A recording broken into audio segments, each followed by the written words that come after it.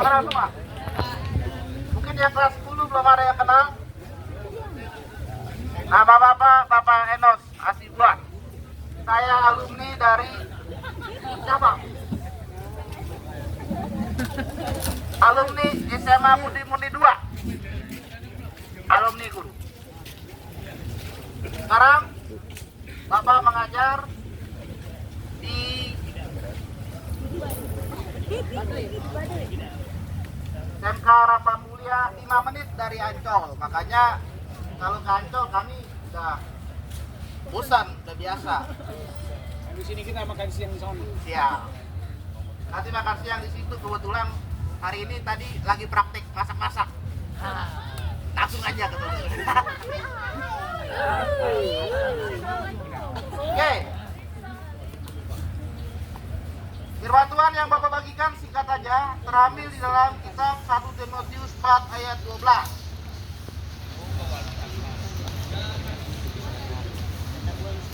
Tegakkan baik-baik, jangan ngobrol kiri kanan. 1 Timotius 4 ayat 12. Demikianlah firman Tuhan. Jangan seorang menganggap engkau rendah karena engkau muda. Jadilah teladan bagi orang-orang percaya dalam perkataanmu, dalam tingkah lakumu, dalam kasihmu, dalam kesetiaanmu, dan dalam kesucianmu. Jangan seorang pun menganggap engkau rendah karena engkau muda. Jadi teladan. Firman Tuhan pagi ini adalah menjadi teladan. Teladan di dalam bahasa Inggris terjemahannya adalah example, contoh. Contoh itu adalah yang bisa ditiru, yang bisa diikuti, yang bisa dilihat oleh orang lain, itu teladan. Dalam perbuatan, dalam sikap, dalam pakaian, dan dalam sehari-hari, itu dinamakan teladan. Timotius, kenapa diberikan nasihat Rasul Paulus kepada Timotius agar dia menjadi teladan? Karena waktu itu Timotius masih muda. Dia masih berumur 30 tahun, tetapi dia harus memimpin jemaat-jemaat di Efesus karena Rasul Paulus akan pergi ke kota yang lain untuk memberitakan Injil.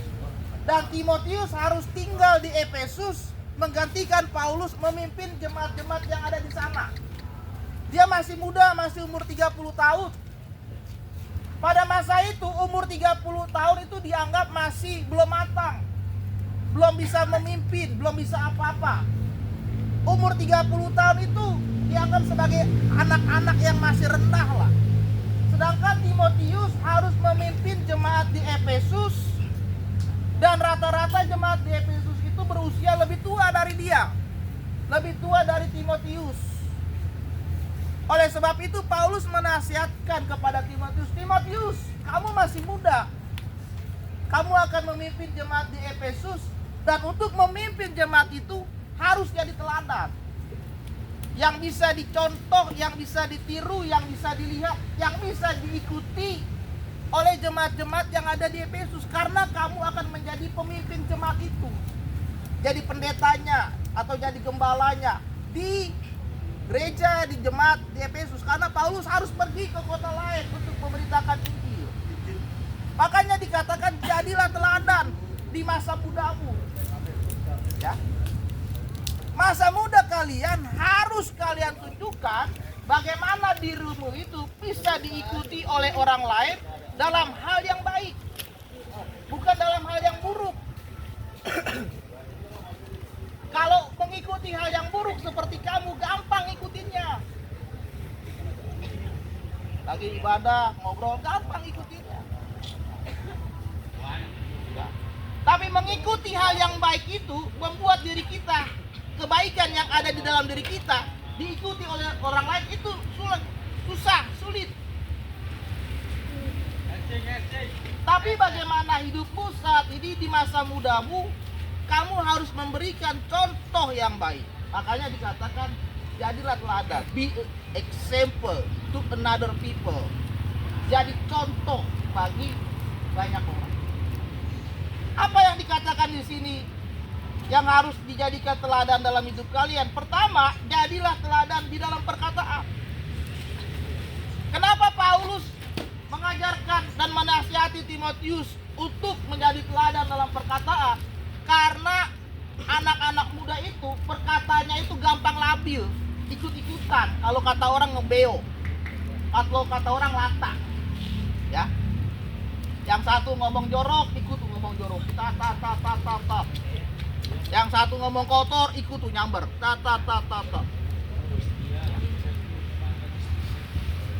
Apalagi sekarang beberapa bulan ini lagi ada itu yang sedang diminati oleh anak-anak muda sekarang, yaitu streamer maraton. Ya kan? Yang pernah nonton maraton angkat tangan. Tahu maraton.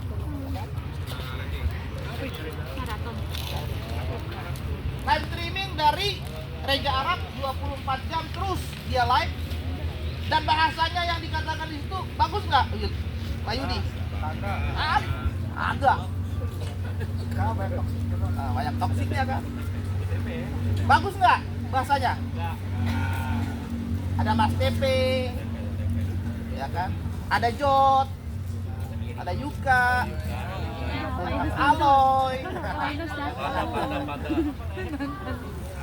ada Mas YP ya, ada Gari, ya kan? Jadi Timotius bilang jaga perkataan, jaga mulut. Firman Tuhan bilang begini, dengarkan. Dari mulut keluar berkat, tapi dari mulut juga keluar kutuk. Dari mulut ini kita bisa keluar berkat, kita bisa memberkati temanmu, kalian bisa menasihati temanmu, kalian bisa menguatkan temanmu, kalian bisa memberikan semangat kepada temanmu. Tapi dari mulutmu ini juga keluar kutuk. Kutuk itu apa? Kutuk itu menghina orang, mencela orang, memaki orang. Kutuk itu apa? Menuduh orang. Kutuk itu apa? Menyebarkan aib orang, itu kutuk. Kutuk itu apa? Berkata kotor kepada orang, menjelekkan orang lain, menghina orang, bahkan orang tuamu kau hina, itu kutuk.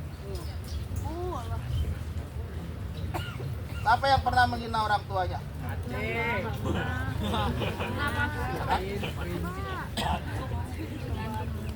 Misalkan nama bapaknya Petrus. Petrus, ngapain sih lu?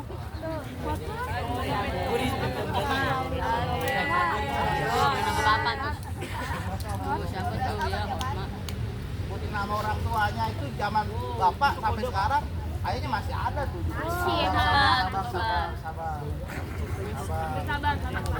Sabar.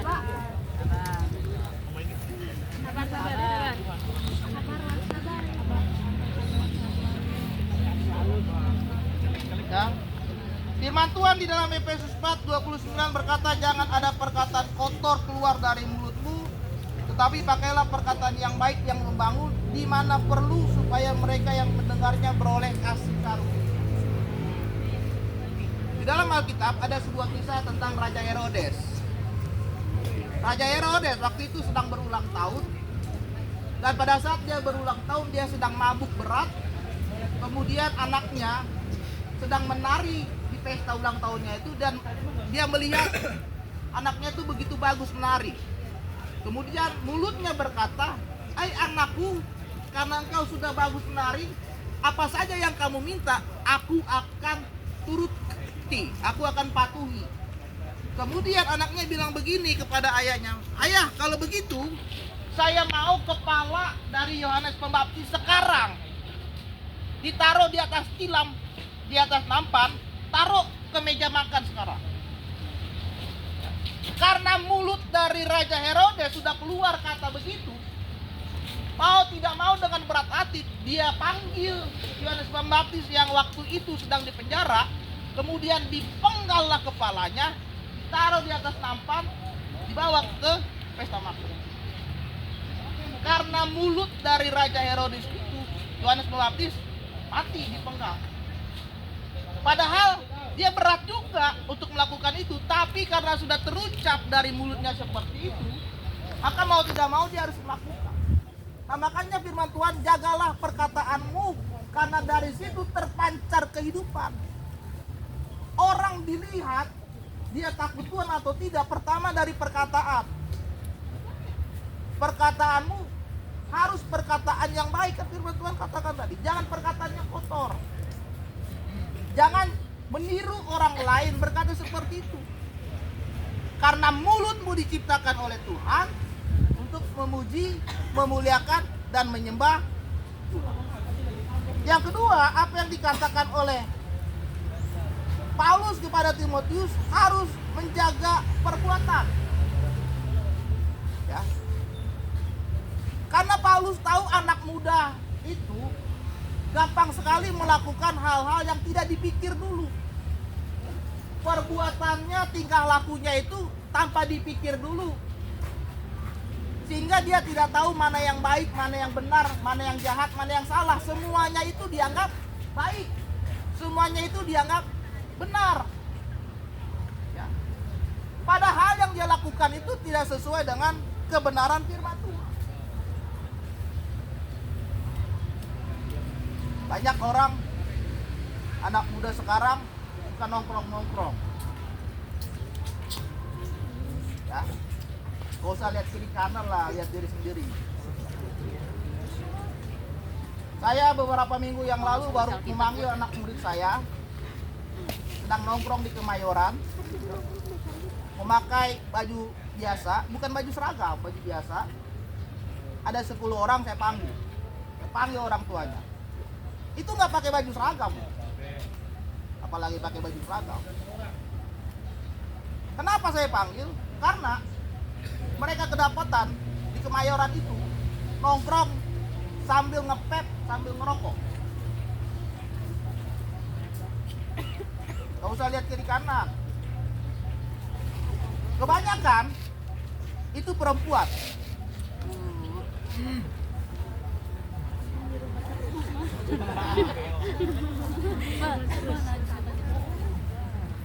Kebanyakan perempuan. Saya panggil, Pak, kami kan nggak pakai seragam, Pak. Kami kan bukan jam sekolah, Pak. Saya panggil. Kalian merokok, kalian ngepep masih di area sekolah. Dan kalau ada orang tua murid melihat kalian seperti itu, bagaimana nama baik sekolah? Saya panggil mereka. Ada yang laki-lakinya, ada yang jadi brand ambassador toko vape. Jalan sambil gini, wah, asap, wah. Terus dibentuk-bentuk log, bentuk-bentuk ulet, asapnya. Saya panggil.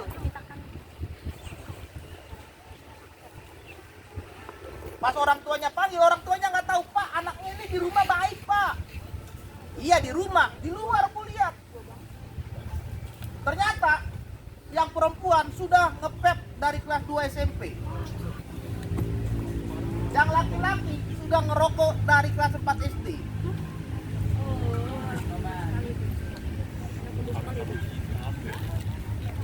Dan ada anak kami kelas 12. Kemarin dia masuk rumah sakit Sulianti Saroso di Sunter karena akibat merokok itu, ya, dia muntah darah, keluar darah, ternyata sudah ada flek di paru-parunya, putih semua, dan dia harus 6 bulan minum obat dan 6 bulan dia harus berobat. Seminggu sekali dia izin, jam 10, jam 11, Pak izin mau ke rumah sakit, udah tahu kita.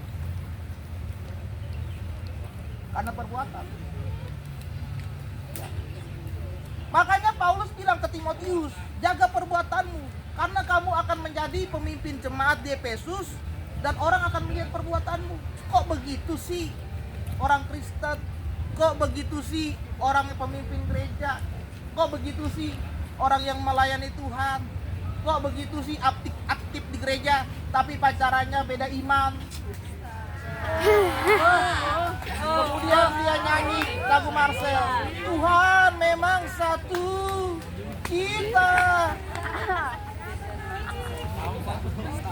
udah aktif di gereja, udah aktif pelayanan, tapi pacarannya beda iman dan dibilang begini. Dan dia bilang gini, apa tenang aja, ntar dia ngikut saya. Kalau ngikut, kalau kamu yang ikut. Nah,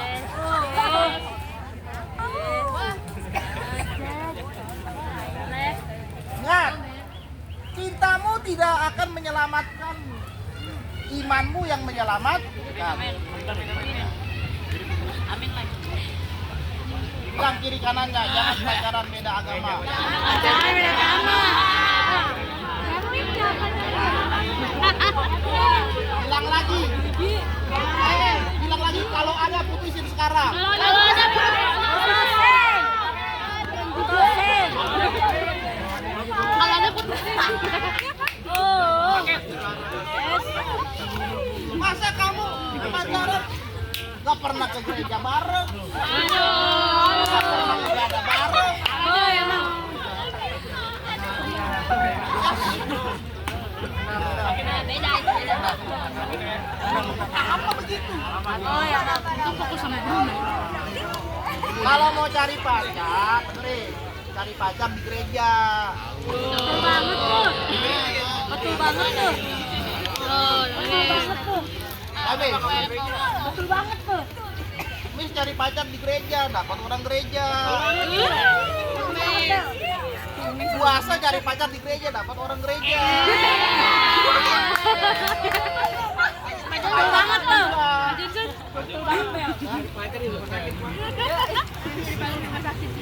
Coba yuk. Kemudian Kolose 4 ayat 22 berkata, tetapi hendaklah kamu ramah seorang terhadap yang lain, penuh kasih mesra, saling mengampuni. Perbuatan yang harus kita lakukan adalah kita harus menunjukkan kasih kita kepada orang lain. Kalau ada temanmu yang kesusahan, bantu, tolong. Kalau nggak bisa bantu uang, bantu tenaga. Kalau nggak bisa bantu pikiran, bantu ide. Bantu doa.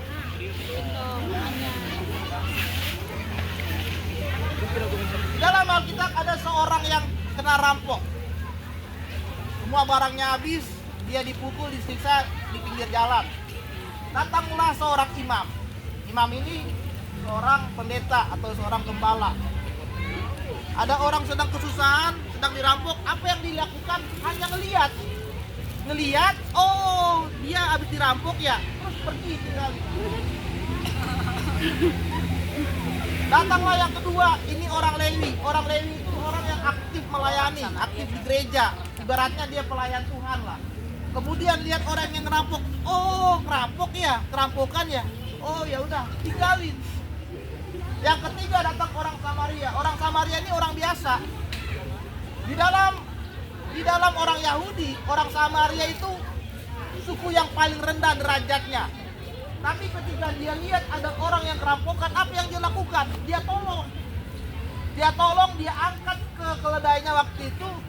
Kemudian dia bawa ke penginapan, dia panggil tabib, dibayar. Kemudian dia bayar penginapan. Kemudian dia bilang, saya kasih uang, urus sampai dia sembuh. Kalau sudah, biarkan dia pergi, saya mau pergi. Dia nggak tahu orang itu siapa, dia nggak kenal siapa itu, bukan saudaranya, tapi dia tolong. Itulah yang dinamakan kasih. Ini sudah satu teman, satu kelas, teman nongkrong, saudara. Kalau lagi ada masalah, dibiarin. Ya kan? Lukas jatuh dari motor, dilihatin doang. Sambil diketawain, ya Lukas jatuh. Kemudian buka HP, buka IG lain. Hai guys, Lukas jatuh nih dari motor. Tinggal. Tadi tolong. Perbuatan yang diinginkan oleh Rasul Paulus kepada Timotius adalah mengampuni. Mengampuni, dengarkan, itu adalah hal yang mungkin terberat dilakukan oleh manusia. Apalagi dia sudah punya dendam, punya kepahitan sampai bertahun-tahun, sulit sekali untuk mengampuni. Tapi firman Tuhan katakan kita harus mengampuni. Karena Tuhan itu sudah terlebih dahulu mengampuni dosamu di atas kayu salib.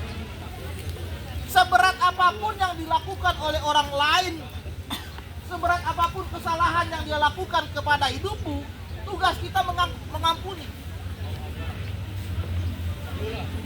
Orang tuamu berbuat salah kepadamu, tugas kita sebagai anak mengampuni. Orang tuamu bercerai, tugas anak mengampuni. Karena keegoisan mereka, tugasmu adalah mengampuni, bukan malah mendendam kepada bapakmu, kepada mamamu yang sudah bercerai. Ya.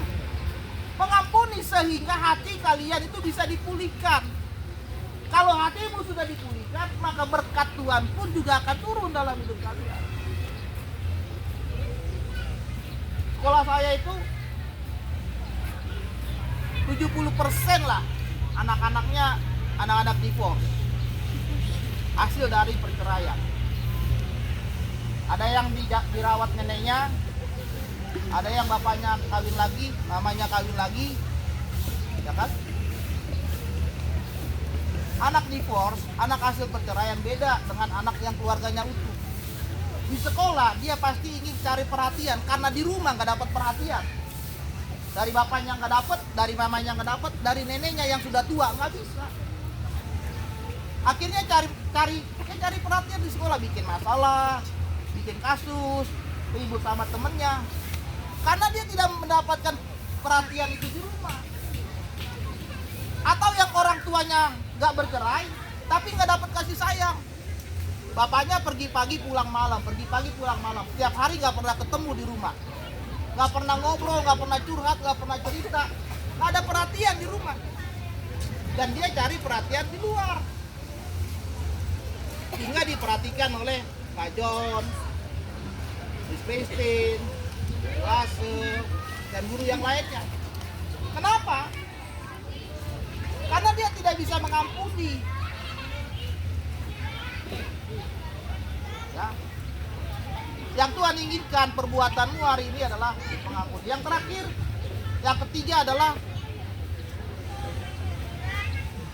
teladan berdampak harus dilihat dari kesucian, kekudusan. Apa arti kudus? Firman Tuhan katakan kudus itu adalah terpisah. Bagaimana hidupmu terpisah sekarang dari dosa? Sudah tidak lagi melakukan dosa. Masa muda bukan masa waktu untuk bersenang-senang, untuk hidup dalam dosa, tidak. Tetapi masa muda adalah waktunya kalian menunjukkan kalian masih muda tapi bisa hidup di dalam kekudusannya Tuhan. Karena firman Tuhan katakan, hai, tubuhmu itu adalah bait Allah. Semua anggota tubuhmu dari atas kepala sampai ujung kaki itu bait Allah dan harus dijaga kekudusannya. Jangan kotori bait Allah itu dengan perbuatanmu yang tidak baik. Matamu kau melihat untuk hal-hal yang benar. Jangan cewek-cewek telanjang kau lihatin terus. Ya.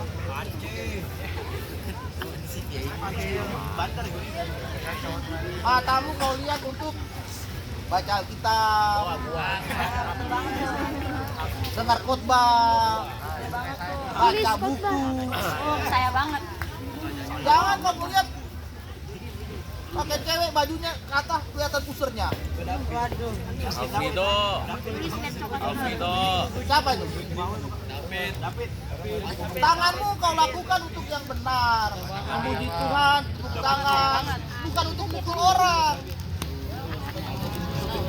Kakimu kau lakukan untuk pergi melangkah ke tempat yang benar, ya, ke gereja, pelayanan. Jangan perginya ke tempat-tempat gelap, tempat malam. Maka firman Tuhan katakan harus berada di dalam kekudusan, di dalam kesucian. Amin. Mulai hari ini, marilah kita mulai hidup kita di dalam kekudusan akan Tuhan. Roma 12 ayat 2 terakhir berkata, janganlah kamu menjadi serupa dengan dunia ini, tetapi berubahlah oleh pembaruan budimu, Sehingga kamu dapat membedakan mana yang baik, mana yang berkenan, dan yang sempurna di hadapan Tuhan. Ya. Berubah untuk memulai hidup di dalam sempurna, sehingga hidupmu semakin sempurna di hadapan Tuhan. Tinggalkan dosa, mulai sekarang hidup benar. Firman Tuhan katakan, orang yang mengasihi Tuhan pasti apa yang dia minta akan diberikan oleh Tuhan. Mulai dari sekarang, firman Tuhan katakan, cari dulu kerajaan surga, baru semuanya ditambahkan. Kalau kamu nggak cari Tuhan, kamu minta juga nggak dikasih. Yang pertama, perintah, cari dulu Tuhan. Kamu mau minta apa? Pasti Tuhan kabulkan. Yang SNBP, nanti kalau kamu benar-benar cari Tuhan, maka akan diterima. Yang kuliah yang bagus, dapat beasiswa. Yang bekerja dapat bekerja yang bagus. Ya, kamu akan menjadi tulang punggung dari keluarga. Maka kalian bisa menjadi teladan bagi orang lain. Amin. Demikianlah firman Tuhan, mari kita berdoa. Lipat tangan, tutup mata. Mari kita berdoa.